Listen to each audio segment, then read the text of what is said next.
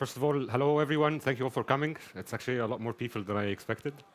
My name is Mo. I am an inventor and a hacker. Uh, I've been working since 2003 as a maker and as an engineer.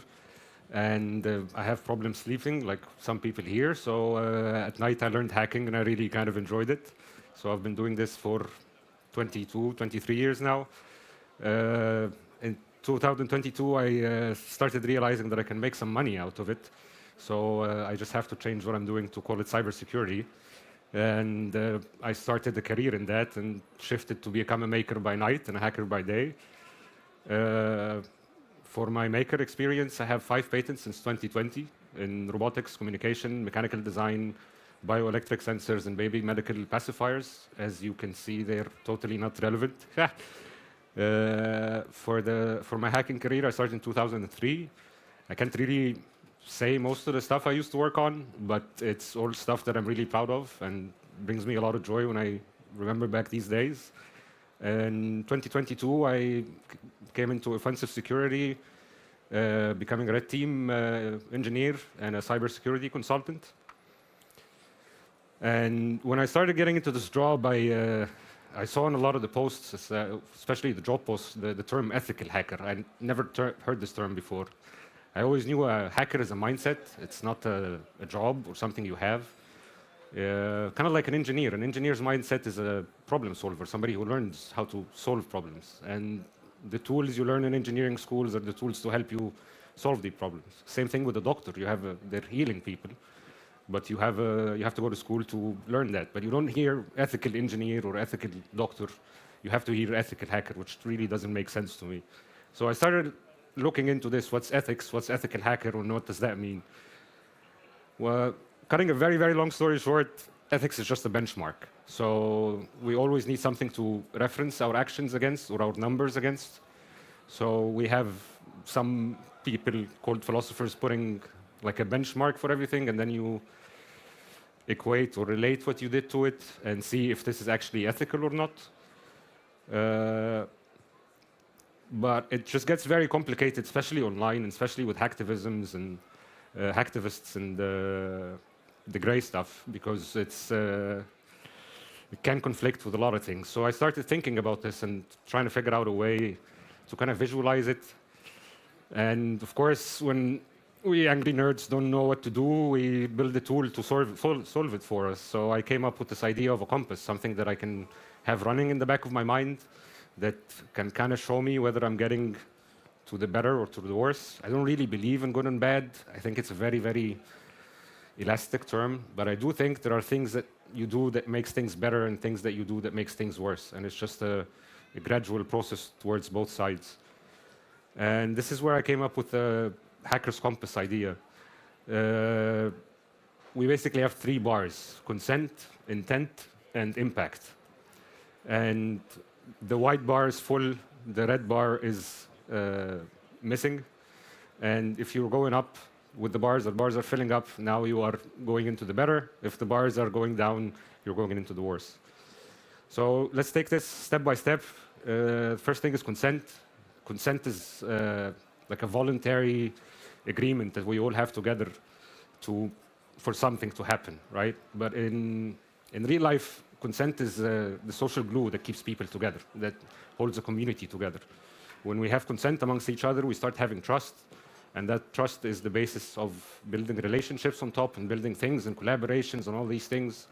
So consent is much, much more than just accepting or agreeing to something. It's just something that we need as human beings so we can function together, right? Going into that, consent is basically broken down into 2 things. So the more famous one is laws, the constitutions we live underneath, the laws we all live by, things that are literally written in black and white. But the other part is social norms. These are the unwritten or unspoken agreements that we have between us, like be nice to each other, don't try to bully people, don't try to be toxic, as people call it. And these are all unwritten rules, right? When you look at it this way, we could start figuring out the difference between like a something that is toxic or something that is illegal, right? So they both dissolve the consent. They both dissolve the trust between people. But when you do something illegal, it's written in black and white. It's very easy to say that this person did something illegal. But when people start having what we call toxic behavior, this is where they're going into the social norms. They're actually breaking these unspoken words or unspoken agreements that we have between us. And when this happens, slowly, the consent starts to fade. The glue that holds the group together starts to fade, and it all fizzles out. So consent is key, but it's not the key, as been written everywhere lately. Because if you think at the most documented lie in history is I've read and accepted the terms and conditions, right? This is literally what we all done billions of times. So most of the times we consent to things that we don't even know what we're consenting to. Can anybody guess what the second most documented lie in history is? Till death do us part, right? When we look at it a little bit further, consent is something that can be very easily manipulated or manufactured, unfortunately. And some people here with social engineering skills might have some background on this. There's two books I highly recommend to people when it comes to this: Manufacturing Consent by Noam Chomsky. I think he's popular among some groups here. And he goes exactly how you can build the consent among people or amongst the people, make them agree to something, and how media manipulates this so we actually think we're consenting to something, but we don't really know what it is. The other master in this game, but he was a lot more sinister and malicious, was Edward Bernays. He was the founder of propaganda and what was later named PR. Some of his work, like I Want You for the US Army, this very famous poster, that was back in the 40s when President Eisenhower ran for office. His slogan and his campaign promises that he would keep America away from World War II, right? 2 months later, he realized that he has to go to World War II.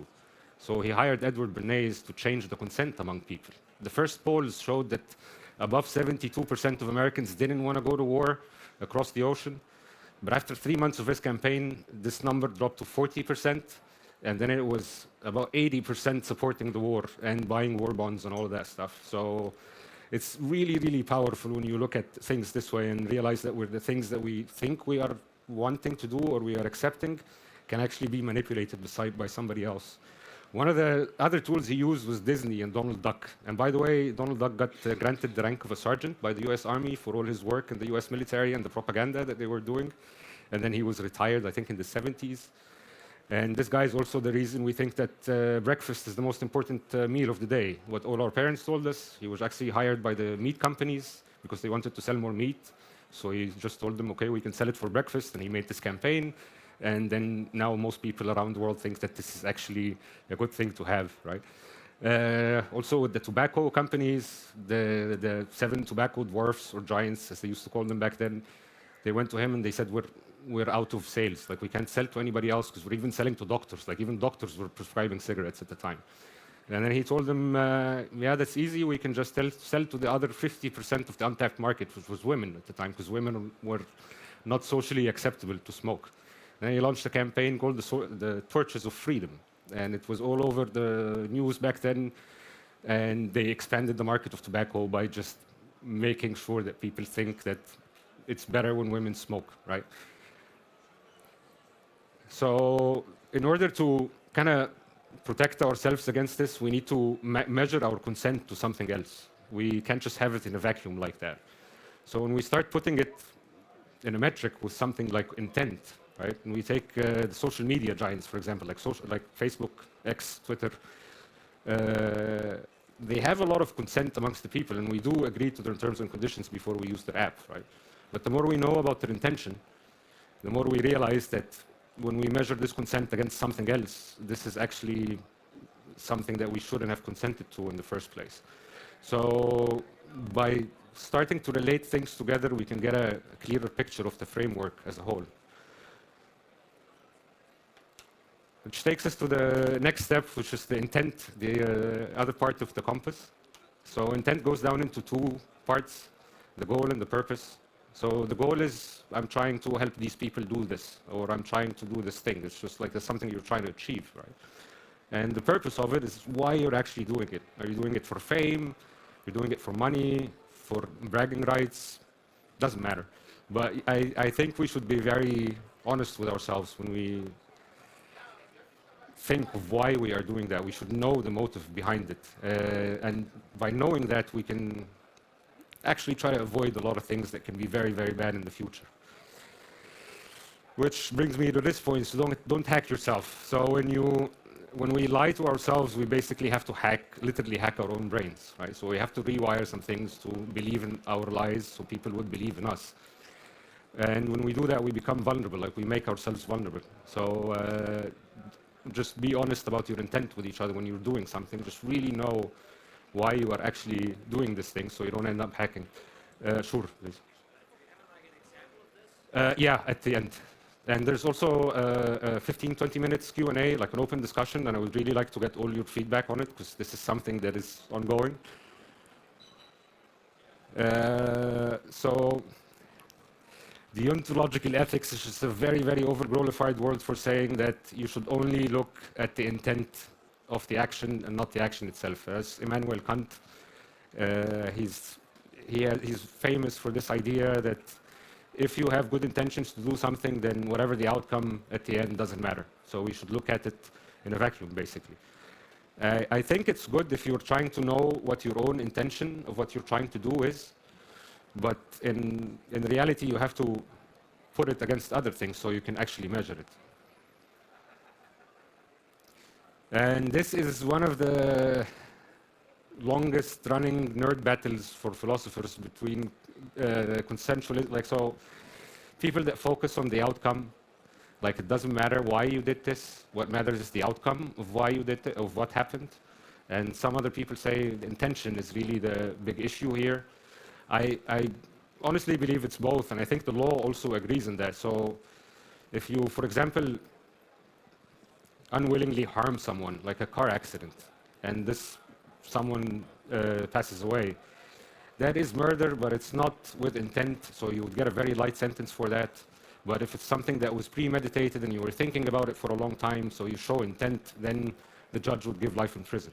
So the action itself, yes, it can be harmful, but also the intent of it is very important. So looking at one thing without the other is really not doing justice to the actions you're trying to do.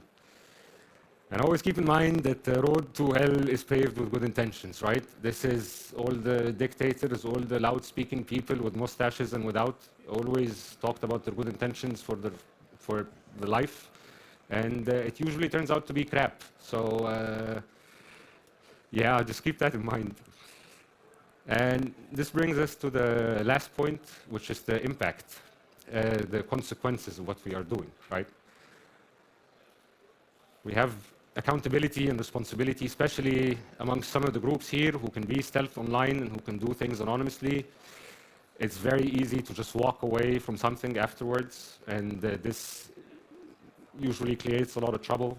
So for example, if you're running a secure server or a network for some people who are running on the ground, activists on the ground, and you just disappear all of a sudden, now they don't have any secure communication channels. Or you are working with a project and you find that it's becoming a little bit too far away from you, so you just disappear into the bushes. This was supposed to be a GIF, but it's not working, so you're supposed to go back into the... The way around this is you try to make informed decision-making, right? So impact is a little bit, has a little bit of a delayed feedback. So after you have to do the action first and you have to wait to see the impact of the action. So there are ways to circumvent that, which is to ask around and seek advice, you know, like go to people here who have some more experience, who have some more knowledge about this, ask them what the consequences of this would be. Maybe they give you an example or an idea so you can just understand what is going to happen. Always, always, always good to have friends next to you, because friends are the only people who would know when you are hacking yourself. So like you tell them, oh, I'm doing this because of that, and they will be like, no, you don't call your ex back in 2 in the morning just because you forgot something, you know? That's only a friend would know that. And the last thing is, it's really okay to push boundaries, but as long as you stay close to it. So like, don't take so big leaps into stuff that you really don't know where it's getting. Just take small baby steps and stay next to the boundaries. In case something happens, you can always go back to the boundaries. If you feel comfortable, you can push these boundaries a little bit, so you can just expand your boundaries, and so on and so forth. One thing that I learned here in Germany, it was very helpful, is baby steps. So don't to take giant leaps into the unknown, just one step after the other. It builds and over time you would have something sustainable. And one of the other things we should keep in mind is, as a species, we sometimes think we're doing the right thing with the best intentions and just realize how stupid it was. It happens a lot through history. There's a lot of examples towards that. So you can actually have good intent and good consent amongst the people, but the impact can be very negative. So just because we all agreed on something, and just because we are doing it for the right reason, if we're seeing it have a negative impact on the world, or not what we're trying to actually do, we should try to adjust ourselves so we can move into the better, and a little bit by little bit try to bring up this curve, right? The best case scenario for impact, at least from my experience, and this is from years of doing this, is solid sustainable change. So we all try, especially in the beginning, to make these like big explosive things that attracts all the world and makes a big impact and all that stuff. And what I've learned through the years is just as fast as it goes up, as fast as it's going to go down. So if you make a big impact, yeah, it might be a trend for a few days, but then it's just going to die out, and then now you have enemies on the other side, so it's just going to retaliate. So you might end up making things worse, right? So best case scenario, at least in my opinion, is just to make solid sustainable change. That would be like trying to lobby and change the laws, or trying to raise awareness so you can increase the social consent among people, or just trying to take these baby steps towards what you're going, so in case something goes wrong or you figure out you're deviating from where you want to be, you can try to readjust yourself before it's too late. And we can give some examples to the compass at the end. So that would be a pen test with a proper ROE. If all the paperwork and the documentation is done right, it's good intent, it's good consent. Intent is not all because you're not doing that to save the world. You might be looking for money. It doesn't matter that much. But the impact of it at the end, you're not hurting anyone. It might be not the best thing. You're not really helping the world, but you did some good work at the end of the day, and that's okay. My favorite example from history was from the 1980s, and this is one of the reasons I wanted to become a hacker when I was a kid. I was really fascinated by these guys. So back then there was a big fight between governments and universities on one side and hackers on the other side. Companies and universities wanted to make the internet centralized for academics and for governments, so people can only get access to the internet through their schools. And there was on the other side the hackers who were trying to open the internet up for everybody, and these are the people who worked on the www and the HTTPS and all these things, so we can actually all connect together. And by the way, this is one of the reasons lockpicking is a big part of hacking culture, because these asshole professors used to lock up their servers in the rooms, and what does an angry nerd do when they can't solve something? They make a tool to solve it for them, hence the lockpicking afterwards. So if you look at it this way, it wasn't so much consent, because they were also doing things that were annoying some people. The intent of it, some may have been doing it for bragging rights, but mostly it was really people trying to make this great new tool at the time, the internet, accessible for everyone. And the impact of it, just imagine what we would have now without www. We would just all have to go to school to access the internet. We wouldn't have internet at home or cell phones or any of these things. And finally, as any compass, it's dynamic. So when you're holding a compass in your hand and you start moving around, the needle is going to point in different directions, right? So you can kind of visualize this and leave it in the back of your mind and just give it some matrices so it just can go up and down, and you can know as you are going how this can lead you to do the good or to do the better. And thank you. We will be taking 15 minutes of Q&A. I would really like to get your opinions on this so we can have an open discussion about it.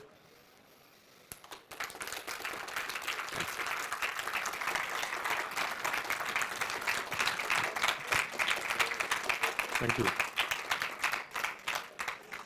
Yeah, this really deserved some kind of applause. Thank you, thank you. Great talk, great talk. So, as announced, we have at least 15 minutes of Q&A, and also He has a burning question since the beginning. Yeah, there will be a microphone for you. Thank you. Can I take this home with me? It's online and it's on Mastodon as well. No, I meant the microphone. Oh, yeah. Thank you. Ah. Yes, can you give a concrete example of hacking yourself? So let's say you're doing something to impress other people, right? So you're with a group of people who are saying they're doing something for the better good, for everyone, but you're not really in it for the better. You're just really in it for fame or greed or just something else. To fit in this group, you're just going to have to lie to yourself. You're always going to say to other people, yeah, I'm doing this for the greater good. Yeah, I'm doing this for the better. And you kind of have to believe that for other people to believe you. You know, when people start lying, when we start lying to ourselves, we kind of repeat the lie again and again, so we can believe it, so other people would believe it, and so on and so forth. And that was what I mean by hacking yourself. It's just trying to deceive yourself, basically.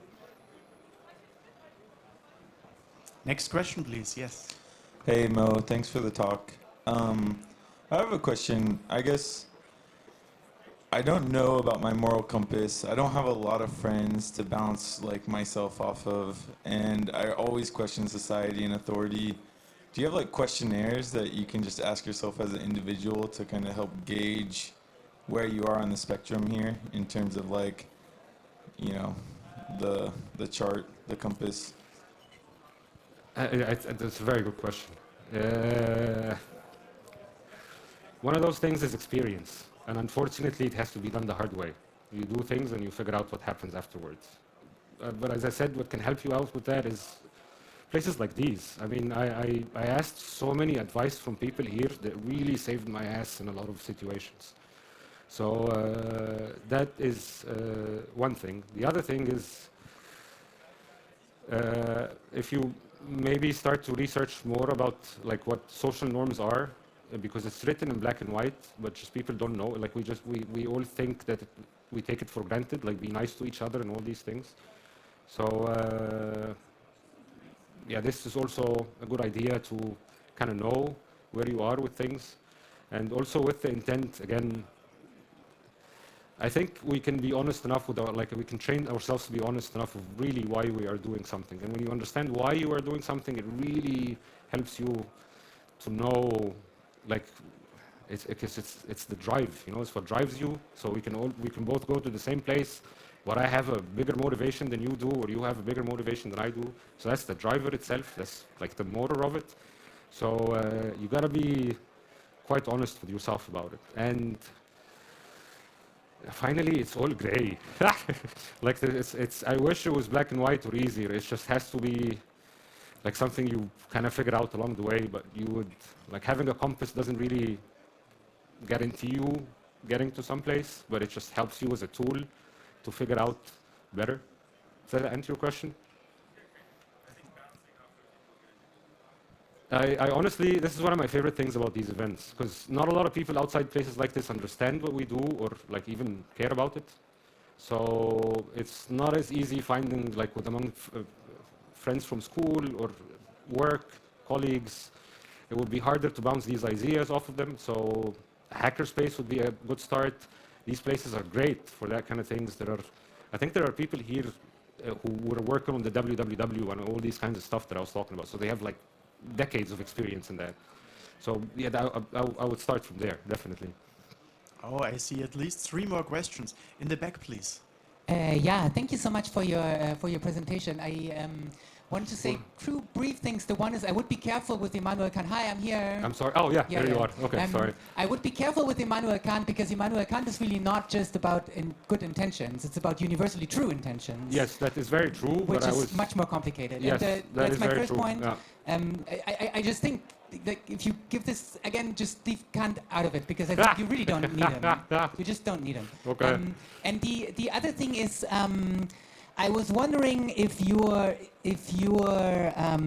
model doesn't require an internal system of weights.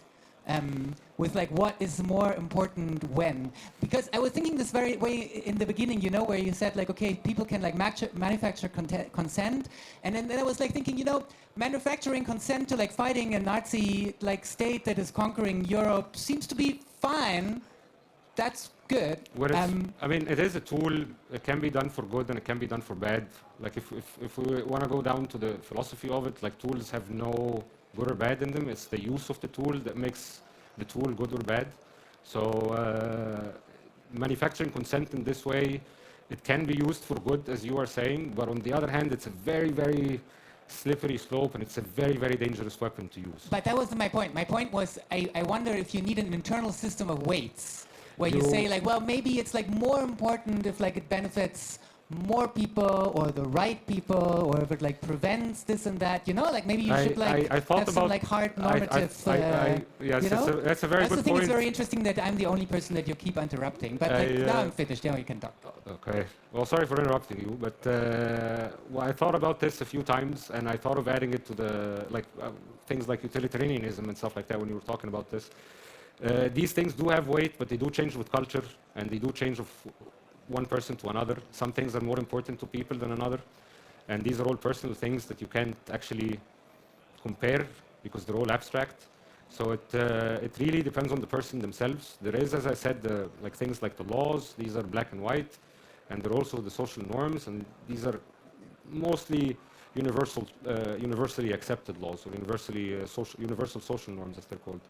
So, but the weight itself is very, very subjective from somebody to other. Like you would have higher things that you believe in that I don't.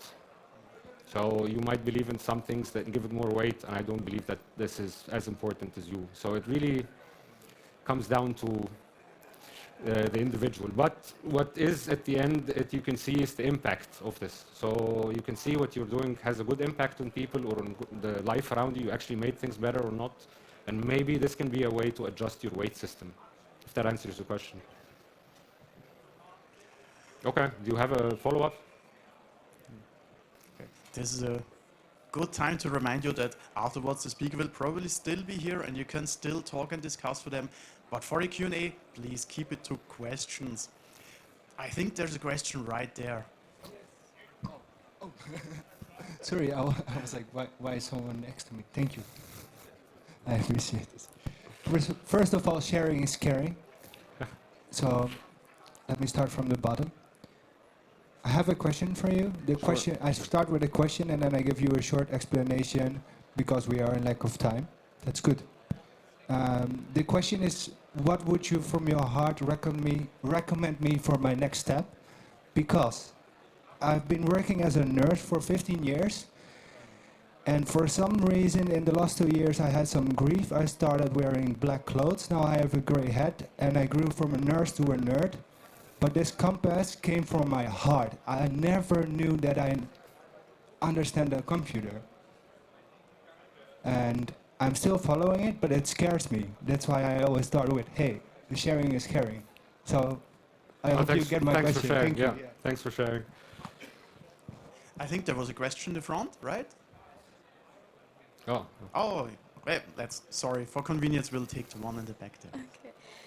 Yes, thank you for your presentation. I'm currently working on the topic of violence and ethics. And for my work, I kind of moved away from an intentionalist approach because for myself, I'm like more and more realizing that there's so much violence which can't be captured by an intentionalist approach, like structural violence, where there's seemingly no one who intended the violence which happened.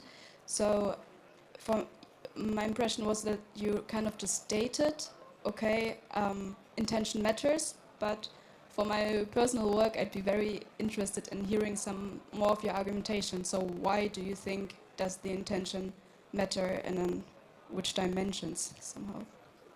I think intention matters a lot, and I also think you're very right that when you are in like an aftermath of a war zone or something that is not very nice happened, and then you're there, you really don't care about the intention anymore, and it's just it kind of becomes irrelevant. But I do really think it does, because as I said, legally, doing an action with intention is very, very different than doing it without the intention. And like, intention is the motive for everything. It doesn't guarantee the outcome, but it certainly at least shows what the person behind this was.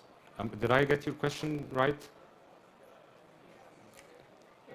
I would like to hear that. Like, if you have a follow-up, I would like to hear it. Thank you. Okay. Next question, please. Yes, I was wondering if you have any literature recommendations. I actually wrote this as a research paper, but it was very, very long text. But I can post it, sure. If you, I think I can post it with this. Yes, Certainly, yes. I would Oh, like okay. that. So when we're done, I'm going to try to post it to the Second. yeah, to the wiki. And do you have a concrete, practical example of your own internal moral compass? That's a that's a good question. I honestly, I think laws change a lot by time and by place, but I think that things that keep us together don't. So I think being good to other people is going to work anywhere in the world, but the law is going to change from one state to another. So for me, I try to focus more on the social glue, as I was saying, is the consent amongst people, and the law comes secondary. It's the same with the intent. Now I try to go with the purpose more. I try to focus on why I am doing this, so I don't do it for the wrong reasons. And in terms of the impact, this is something, unfortunately, as I said, you can only get it by experience. Or the good thing is you can ask people for their experiences, so you can get some feedback, so you can avoid going into problems afterwards. Are there questions from the internet? No. Does anybody else has any question more? Any more questions? Yes, a question, please. So, it's very easy to say people shouldn't hack themselves and basically be truthful about their intentions, but people can find that very difficult. It is So the in most difficult activism, thing. Yeah. often someone might say, oh, it's completely okay to smash a police car or to damage something, and then at the bottom line, what you've done is you've done something for your stated goal, but you've also done something else, and the secondary benefit might be what's keeping you in the game. So people can find it very difficult to be truthful about the true motives why they do things. Do you have any ideas about how to solve that problem? I think this is the deepest questions I was asked today, and yeah, I honestly think it's different. Like, it's a personal journey, you know. So like, move into the direction where you're actually honest with yourself, even if in smaller places, like smaller steps. But I think it's very different from one person to another. But maybe one thing that can help is, like, listen to the voice at the back of your head, because sometimes it says logical things that make sense. And also ask your friends or ask the people around you. They, like, especially the people who've known you for a long time, because they can know when you're about to do something that's not very smart, and when you are not very true to yourself. So I think these are two good places to start. Any more questions? All right, then at this point, I think we say goodbye to the stream. Thank you.